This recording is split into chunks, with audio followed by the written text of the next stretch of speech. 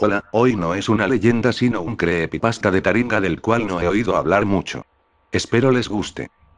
Las aventuras de Billy y Mandy de Grim Adventures of Billy y Mandy ha sido una popular serie animada de Cartoon Network, transmitida desde 2001. Por su éxito, ha continuado hasta nuestros días, sufriendo cambios de directores, como cualquier otro programa.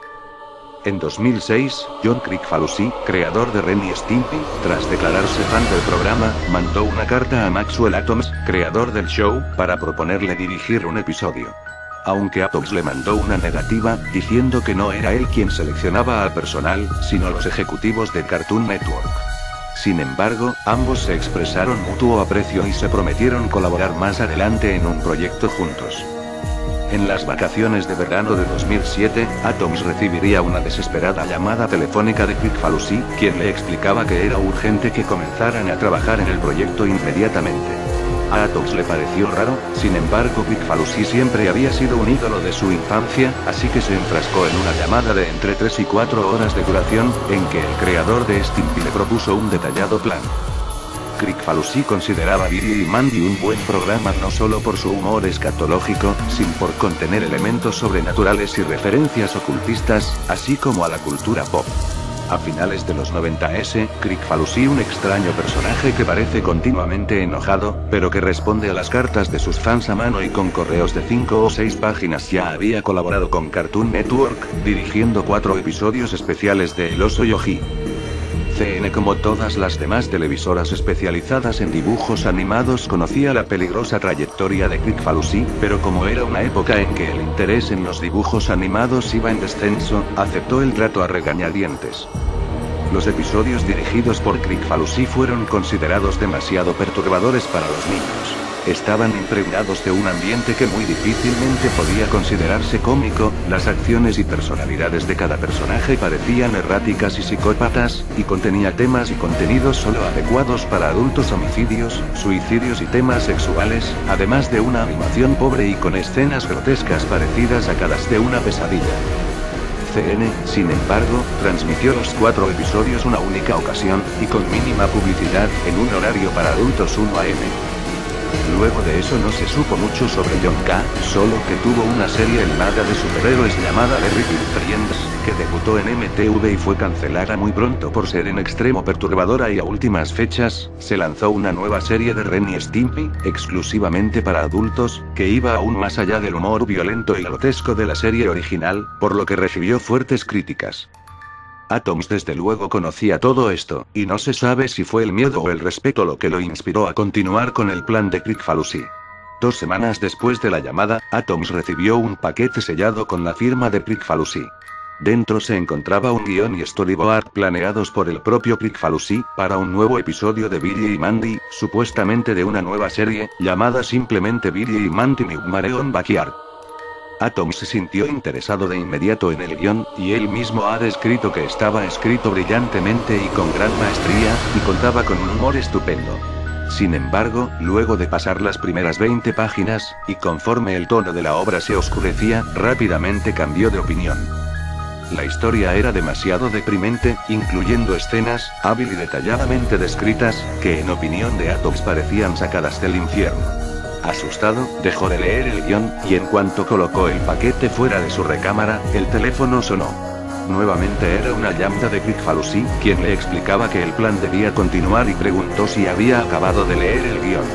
Helado por la repentina llamada, Atoms mintió diciendo que sí, y Kricfalusi le concertó una cita para dentro de 3 meses, donde le mostraría algo que tenía preparado para comenzar la producción del episodio. El plan de Kricfalusi era el siguiente: producir las animaciones ilegalmente, y a escondidas de los ejecutivos de CN. Para esto, había ambientado una oficina en su compañía, Spunk, y designado a un jefe de producción, que serviría como director del episodio. Atoms visitó las oficinas en el tiempo acordado, y le pareció todo el escenario bastante normal, aunque a su decir, los dibujantes lucían indiferentes o normales pese al extraño episodio que tenían encomendados producir. Kricfalusi, en toda ocasión, no le quitó la mano de encima a Atoms, preguntándole, de forma siniestra y seductora, si le gustaba lo que veía. Nuevamente lleno de miedo, Atoms asintió a todo, temeroso de faltarle al respeto a su colega caricaturista. Según Atoms, su supervisión del episodio duró interminables 30 minutos en que revisó uno a uno los sketches extendidos, que contenían escenas que parecían sacadas de una película snuff, escuchó con sus propios oídos el importante soundtrack que Kricfalusi mismo había preparado, y en una cabina negra revisó en las computadoras los primeros props de animación coloreada, que parecían horrorosamente vivos e insanamente macabros. El propio Atoms hasta la fecha se pregunta cómo Kricfalusi asignó un presupuesto colosal a una animación que nunca iba a salir al público. Luego de su visita a Spunk, Maxwell Atoms decidió retirarse del show, y sufrió de insomnio durante aproximadamente 3 meses luego de esta. En sus pesadillas veía repetirse las animaciones infinitamente, y había desarrollado una paranoia a recibir una nueva llamada de Kricfalusi, por lo que desconectó todos los teléfonos de su casa y pasaba al aire libre tanto tiempo como le era posible. Con la voz temblando, declaraba que no podía creer que una mente humana se hubiera esforzado tanto para producir una pieza tan satánicamente macabra como para desajustarle los tornillos a cualquiera. Actualmente evita hablar del tema, y en las convenciones a las que acude siempre que alguien comienza a hacer referencia al tema, ordena a sus guardaespaldas que echen al fan de la sala y rápidamente pasa a otra pregunta. Ha desarrollado incluso una fobia a su propio show, y clama que jamás volverá a escribir un episodio para Billy y Mandy. El programa sería cancelado ese mismo año, por motivos de fuerza mayor. Por medio de su Twitter, Kricfalusi anunció a principios de 2009 que tenía preparado para los fans un secreto oscuro que estaba listo y cocinado en su website, con lo que se dio a entender que el episodio finalmente había concluido producción. Se dice que el capítulo está escondida en una dirección oculta en el sitio web de Spunk, para evitar que sea encontrado por los ejecutivos del CR y evitar una demanda. En tal página, se dice, se encuentra el logotipo del show en letras rojas y un fondo negro, con 2 enlaces en color amarillo brillante. Ordene ahora y vea el episodio. El primer enlace proporciona instrucciones específicas sobre cómo adquirir el episodio grabado para DVD. Para esto, es necesario acudir a las cercanías de la sede de Spunk y preguntar por cierto negocio fantasma, donde el disco, que es un simple disco virgen grabado, se vende a 50 centavos de dólares canadienses. Cuando das clic en vea el episodio se abre una animación que no cuenta con marcador de tiempo. Al principio, es muy similar a un episodio cualquiera de Billy y Mandy, y cuenta con una opening tag, con el nombre del episodio y Buried Billy, y a Billy, Mandy y Purrohueso caminando sobre una calle, en una escena que parodia la portada de Disco Abbey Road de los Beatles. La calidad de dibujo es muy buena, y prácticamente idéntica a la del show de CN, pero por alguna razón, la animación corre más lenta de lo normal, lo que proporciona al televidente una extraña sensación. La acción comienza en el pórtico de Billy, donde Purrohueso, Mandy y Billy discuten sobre el inicio de clases. Las voces de los personajes obviamente no son las de los actores originales. En vez de eso, al parecer se encuentran doblados por John Kricfalusi, y una mujer no identificada. Los diálogos en efecto, son graciosos, pero las expresiones de los personajes y el tono en que dicen las cosas transmiten exactamente lo contrario. Los acentos son demenciales y los personajes hablan como enloquecidos, lo que aunado al ritmo lento en que transcurre la acción, asusta bastante desde los primeros segundos.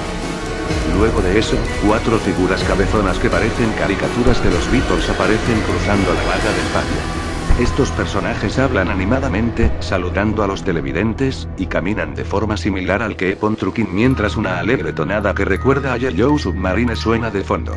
Los personajes entran al porche y besan la mano de Purrohueso, como mostrándole admiración.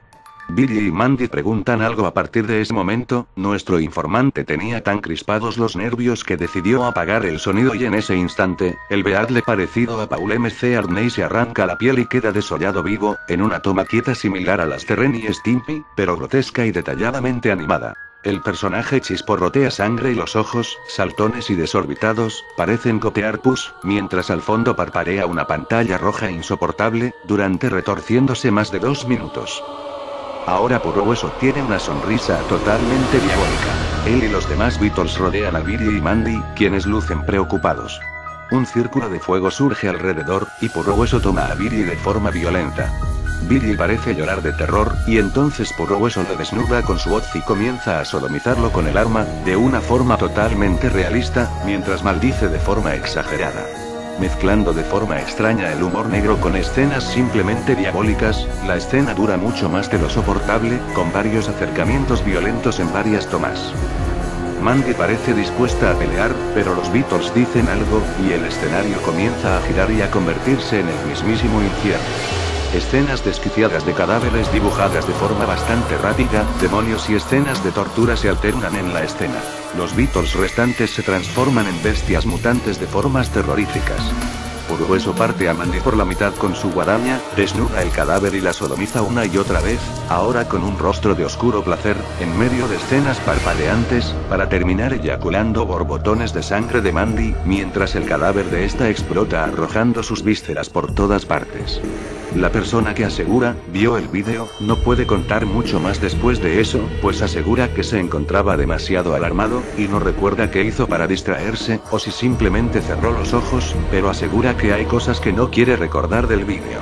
Pero parece que luego de eso comienza una especie de escena de aventura, con Billy y Mandy vivos de nuevo aunque todavía desmembrados y seriamente lesionados enfrentando a alguna cosa en el infierno, incluyendo escenas de distintos demonios muy originalmente diseñados efectuando varias acciones maniáticamente animadas. La escena corta al negro durante unos 5 segundos, y gradualmente se comienza a encender la luz. El ángulo es de una cámara estilo intro de James Bond con manchas digitales cubiertas de sangre, que empieza a enfocar a Burroughs y los Beatles restantes, en expresiones quietas y muy escalofriantes, posando de una forma similar a la portada del single Yesterday and Today, pero adornados con los restos de los cadáveres de Billy, Mandy y Raúl, y con un paisaje infernal de fondo. Las expresiones en esta escena son tremendamente perturbadoras, con puro hueso y los Beatles imitando las sonrisas aparecidas en el álbum original, pero exageradas al límite de lo grotesco e inquietante. La escena permanece así durante un minuto, y vuelve a cortar. La escena final comienza haciendo un picado sobre el centro de una ciudad. Dos personajes indeterminados pero que por sus rasgos, parecen ser caricaturas de dos personas reales tomando una malteada en un café. Los últimos 3 o 4 minutos del vídeo son tremendamente diferentes al resto del episodio, tratándose de una serie normal, sin ninguna clase de elemento horroroso.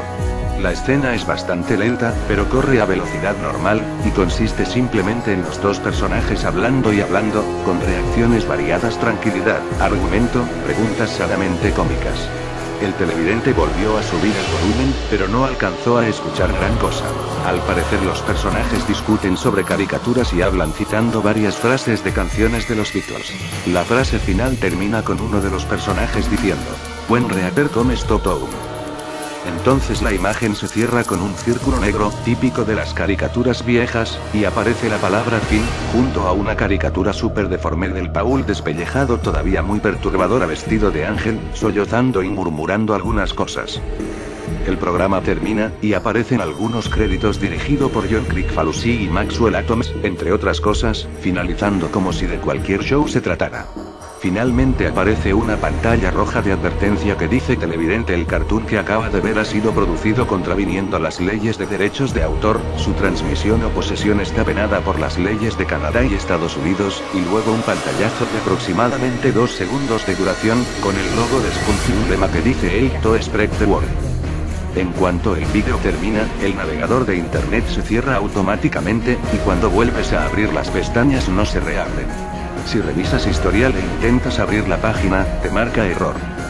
Se dice que esta página la cambian de lugar cada vez que alguien accede a ella. La página del vídeo aparece con un marcador de visitante, que para el momento era de 2 y que contiene varios malware capaces de arruinar la seguridad de tu computadora. Pero también hay quien dice que puede aparecer al azar mientras revisas cualquier parte del sitio web de Spunk. Maxwell Atoms teme cualquier nueva llamada de Kricfalusi, se ha mudado de casa y cambiado de número telefónico, pues asegura que el creador de Ren y Stimpy no tenía proyectado un capítulo de Billy y Mandy Backyards Nightmare sino 6 de ellos.